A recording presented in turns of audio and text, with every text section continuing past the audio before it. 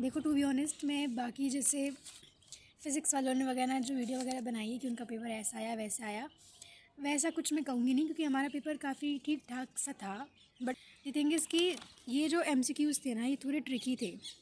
जैसे ये वाला हो गया, ये मेरा गलत क्या है, इसमें मैंने साउथ ईस्ट एशिया कर दिया था। मैंने ये सोच के कि क्योंकि ये जो 3 रीजन्स हैं ना, ये सदर्न हेमिस्फेयर में आते हैं, तो मुझे लगा ये हाई लैटीट्यूड पूछ रहा है, इस वजह से मेरा ये गलत हो गया। ठीक है। इसके बाद फोर्थ वाला एमसीक्यू, ये भी मेरे से गलत हो गया। पोर्ट ऑफ कॉल पूछा था, इसका शायद ये वाला आना चाहिए था, सिंगापुर होनोलू और एडन वाला है। मैंने ये वाला कराया जो कि गलत है। इसके बाद मतलब इन टोटल मेरे एमसीक्यू 4 गलत है ना, और एक ये वाला। इसमें मैं काफ़ी ज़्यादा कंफ्यूज हो गई थी, मैंने ए कर दिया था जबकि इसका आंसर डी आना चाहिए था।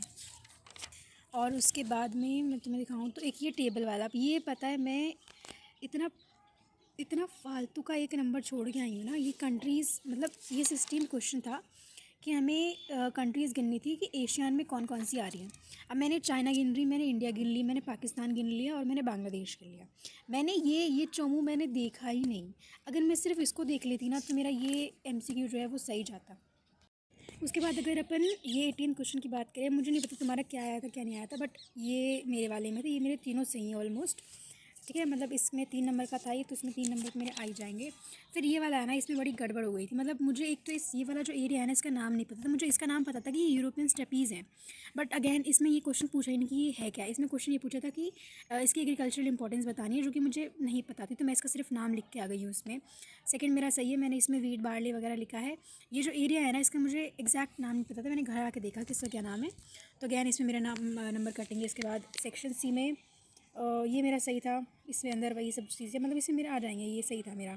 एम्पावरमेंट वाला जो 4 पिलर्स थे, इक्विटी, सस्टेनेबिलिटी, ये भी ऑलमोस्ट सही है।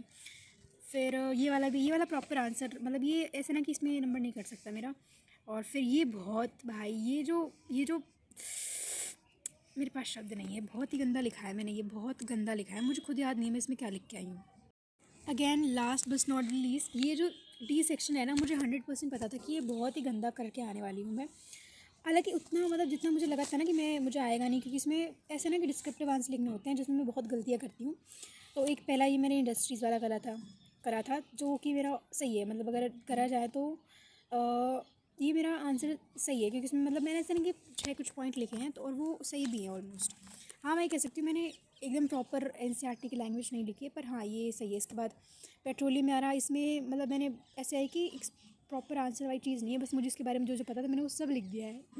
ये पाइपलाइन वो सब, ये अब मतलब अकॉर्डिंग अगर मैं लगाऊँ भी तो इसमें मुझे जहाँ तक है 4 नंबर तो मिल सकते हैं। देन ये वाला क्वेश्चन, ये बहुत ही, इसमें मैं तुम्हें क्या बताऊँ, इस क्वेश्चन ने मुझे नहीं खुशबू को इतना दुखी करा है ना भाई, बहुत मतलब ऐसा ना कि दिमाग ख़राब हो गया था। मतलब तुम देखो, उसने पूरा आंसर सही लिखा है, ठीक है, उसको आता था ये, बट द थिंग इज़ उसने वर्ल्ड की जगह इंडिया का लिख दिया। एंड हम तुम्हें बता नहीं सकते, जब ये पता लगा था ना हमें कि भाई उसने ऐसे लिख दिया है, मुझे तो ऑब्वियस दुख होएगा, लेकिन जिसने लिखा है उसको, उसका सोचो तुम कि उसे पता है कि मेरा आंसर सही है, बस एक शब्द की वजह से पूरा आंसर जो है वो उसका गलत हो गया है। अब पता नहीं, मतलब इट डिपेंड्स कि चेकिंग कैसे होने वाली है, बट बहुत बहुत बुरा, बहुत गंदा, मतलब मेरे पास शब्द नहीं है इस चीज़ के ऊपर। मैंने ये ठीक ठाक सही लिखा है, इतना कुछ ज़्यादा मैंने अच्छा लिखा नहीं है। उसके बाद ये इसमें जो प्रॉब्लम्स थी ना, मैंने 3 प्रॉब्लम्स तो बिल्कुल सही लिखी है ना, और 2 प्रॉब्लम्स मुझे डाउट है, क्योंकि मैंने एक तो वो जो मैंने वो लैंड रिफॉर्म्स वाला पार्ट था ना इसमें, उसमें मैंने वाराबंदी सिस्टम वगैरह ये सब नहीं लिखे हैं, जो रैयतदारी वगैरह आते थे ये सब मैंने नहीं लिखे, तो मे बी मेरा इसमें नंबर कट सकता है। उसके बाद चेंज इन इंडियाज़ ये फॉरेन ट्रेड वाला, इसमें भी ओवरऑल मैं लगाऊँ तो मुझे 2-3 नंबर मिल जाएंगे, ज़्यादा नहीं मिलते हैं, मुझे पता है ज़्यादा नहीं मिलेंगे, क्योंकि मैंने अच्छे से एकदम प्रॉपर आंसर नहीं लिखा है इसका। उसके बाद अगर मैं मैप की बात करूँ तो मैप देखो, मुझे मैप में मेरे फुल नंबर है, मुझे पता है मैप मेरा बिल्कुल सही है। ये करा है मैंने सी नहीं करा, मुझे पता नहीं क्योंकि अब मैप नहीं ऑब्वियस मैंने उसमें लगा दिया है, बट हाँ मैं 5 करने थे, मैं 6 करके आई हूँ, तो फिलहाल 5 मेरे सही हो जाएंगे।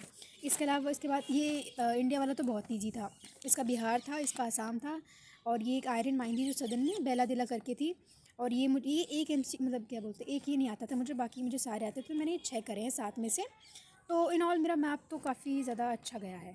अभी बाकी तुम बताओ तुम्हारा कैसे गया है, कैसे नहीं गया, कौन सा सेट आया था वगैरह वगैरह। Okay bye.